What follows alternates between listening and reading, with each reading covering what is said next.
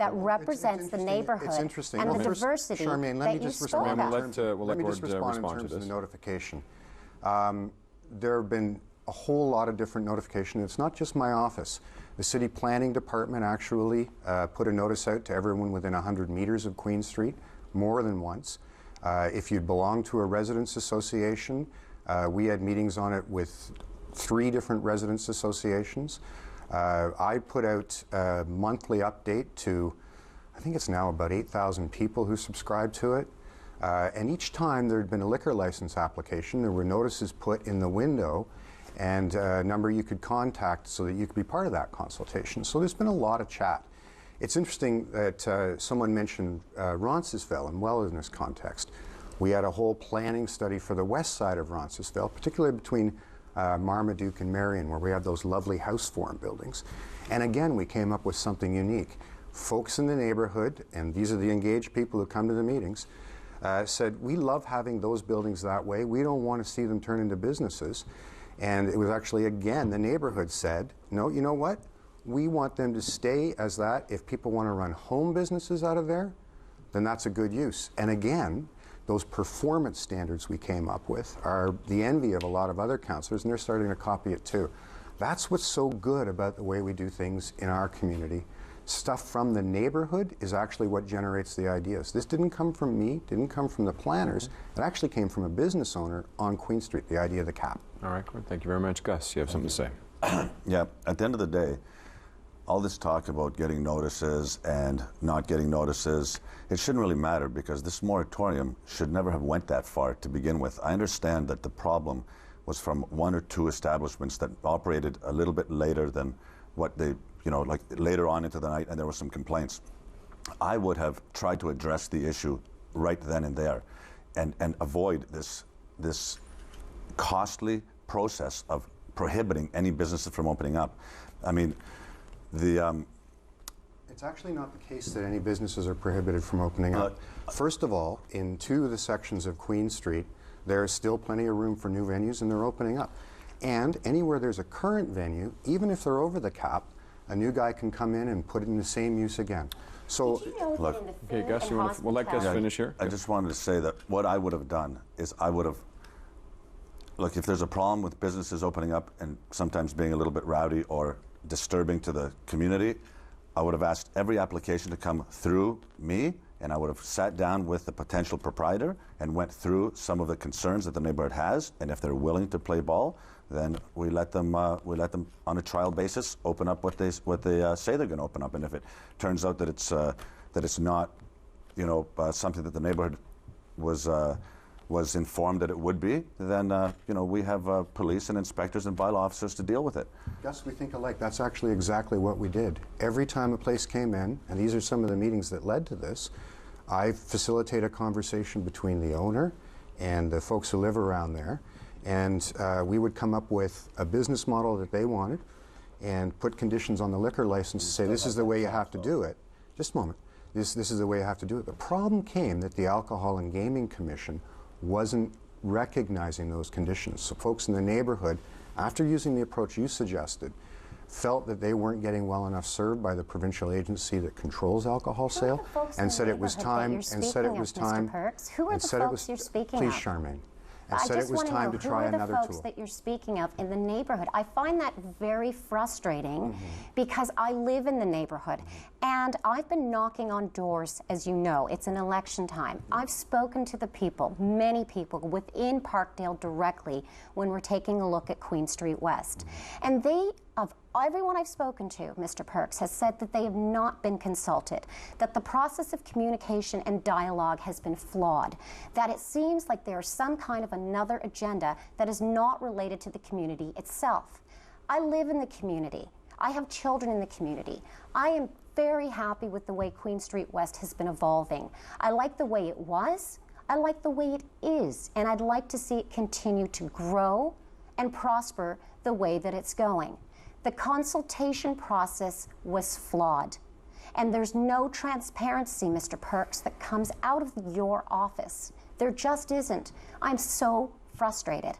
Well, Gord, we'll let you finish that, rebut this, and then we'll move on to the next question. Well, I'm sorry you feel that way, Charmaine. I believe very strongly in the democratic process, and that's why when folks in the neighborhood, and literally hundreds of folks, attended meetings. Mr. Perks, please tell me. Charmaine, I'd love to be able to answer your question, Charmaine. I'd love to be able to answer it. So we sat down with all the people who lived right on Queen Street, the people who lived within 100 meters of Queen Street, specific business owners in each and every instance when they came in, the BIA, all the residents associated. Consultation, Mr. Perks. It's a community. You represent Well, Ward Charmaine, 14. maybe you could bring this passion to one of the community meetings we have. More than 100 meters, Mr. Perks, does not make for an accurate consultation. Okay. On that note, we're going to move on to our next question now. And it's how to ease traffic congestion and gridlock in Ward 14. And Gus, I believe you're first. Oh, well, thank you. So I've talked quite extensively on this topic with the people that I've been my door knocking, and from what in Roncesvalles, I would say that we have to remove those bump outs that obstruct not only the parking spaces, but they obstruct the whole lane of traffic. It's extremely dangerous for cyclists and for pedestrians and for cars on Roncesvalles. I'm not sure if you've been down there lately, but I was down there campaigning last week, and nobody can park to get to any of the businesses. It's just a little bit of a disaster down there. It looks beautiful. I mean, if there was nobody walking or driving on the street, just from looking at it, it's a great plan, but I think it would work better like on Highway 7, where you have the room to do it. Roncesvalles is just way too tight. I also have a few ideas about relieving congestion both on Dufferin Street and on Keele Street. Now, this sounds a little bit far-fetched, but so did bringing alcohol back to the junction when I was told I couldn't do it. So, and that is to put a subway from the CNE right up to Finch on Dufferin, and to put another one on Keele Street right from Bloor to York University. And this will alleviate much needed congestion. It's just insane, those two streets. Okay, Gus, thank you very much. Andreas, your chance. Unlike what we heard in this municipal campaign, which mostly offer long-term solutions, and it seems to me that we keep having the same conversations and nothing ever gets built. So we need immediate solutions right now. So what can we do? Well, I look at startups like Line 6 that operates out of Liberty Village. It's operating a fee-for-service, privately funded van pool or bus system, commuter system. So I think such a model, bringing in these business interests, will help us alleviate gridlock and transportation woes in a very cost-effective and functional way immediately, today. More long-term, what can we do? We also have issues to deal with the TTC. A simple solution might be to just move the bus and streetcar stops immediately after the intersection as opposed to before. Because more often than not, our 504 streetcars or Queen West streetcars are caught in traffic. They're at the intersection for 4 or 5 minutes. And I get disappointed every time I see 50 faces having to disembark a streetcar when they're informed that it's short turning. Once again, simple, practical, cost-efficient solutions. Okay, Andreas, thank you very much. Gord. So before I did this job, I spent 20 years or so working in the environmental movement. One of the things I did was organize a transit users group in the city of Toronto. And we looked at what was going wrong. This was about 15, 20 years ago. At the same time that we built the Shepherd subway, we actually were cutting service because all the money was going into construction and none into service. So over the last 10 years, the city began putting money back into transit service, and we've been setting records for the amount of ridership. Nobody gets to cut a ribbon when you get a seat on the Dundas streetcar or the Dufferin bus, but that's actually the more important job than proposing a subway that's never going to get built. I think we have to go back to the years before Mayor Ford began cutting the annual operating budget for the TTC and put service on the streets. You shouldn't have to wait in the cold, and you shouldn't have to stand up in the middle of the day because there aren't enough seats. It's the way transit planning is done in the most successful systems, and it's what would serve us in Ward 14 best, where we have one of the highest transit riderships, and incidentally the highest cycling commuting of any ward in the city. Okay, Gord, thank you very much. And Charmaine. I'm glad that Mr. Perks mentioned the highest cycling ward in the city. The reconstruction project along Ronsonsville, which has these new bump outs, I've been told by members of Cycle Toronto, is a disaster.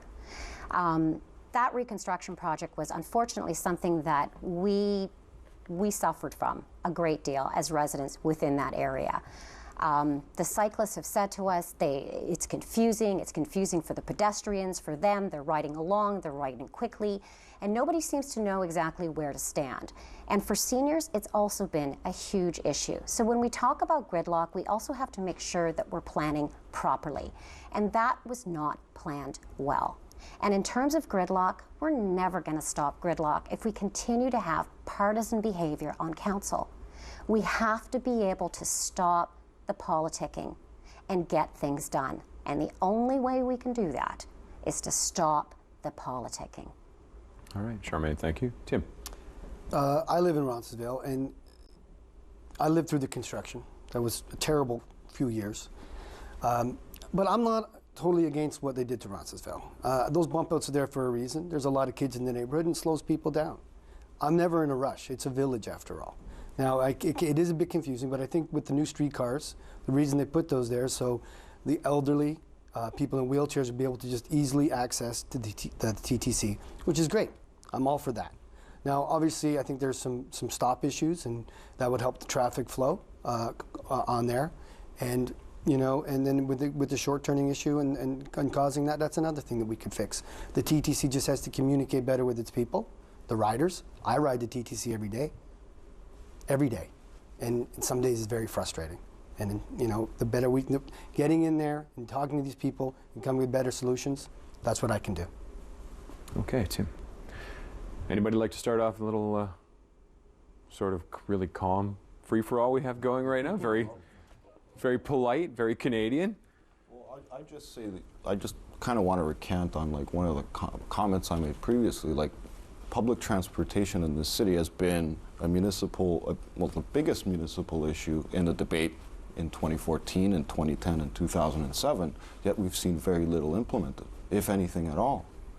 So, well, I'm afraid, Andreas, I have to disagree.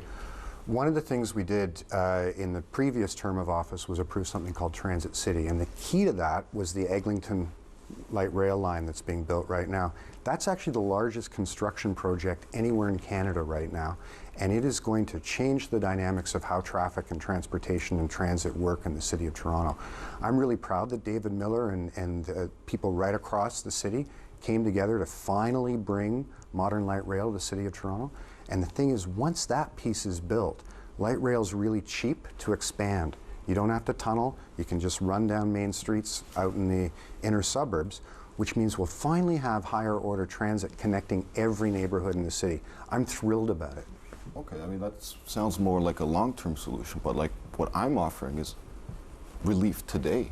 What we should be reaching out to is these private third-party operators like Line 6, which are crowd-funded, growing in popularity, and can run in competition with the TTC, often serving underserved areas currently where the TTC can't meet their responsibility. They tried having a mix of different services in some place.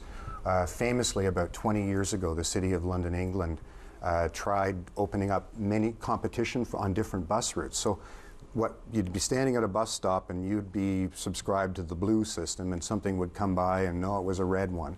And the problem became that the different systems didn't connect to each other. The reason the TTC works so well and actually moves more people with less subsidy than any transit system in North America or Europe is because it can be. I take it every day. I appreciate that it's not what it could be. Gord, do you take the TTC every day? Yeah, I do actually. I don't have a driver's license. Me neither. I don't have a driver's license either. Great. But the point is, you're telling me that it works great, and you take it every day. So I think there's a problem. For the amount of money we both know that's not true. I agree. What are your concerns with it then? Well, the Eglinton line's great. I don't live up that far north. I live where I live, and we got to worry about where we are in the challenges. So yes, we need subways. Yes, they're underground. Light rail looks great, but it's cumbersome and it's unsightly. Get it underground. Let's go. And it's not a short-term fix, but we got to do it. I agree. It's got to be done. And what we need to do is to actually make a decision and move forward. And part of the problem, a large part of the problem, is that the councillors cannot agree we've got such partisan behavior going on at council. Well, let me. How would you make them work? How would you grandstanding. make them work together?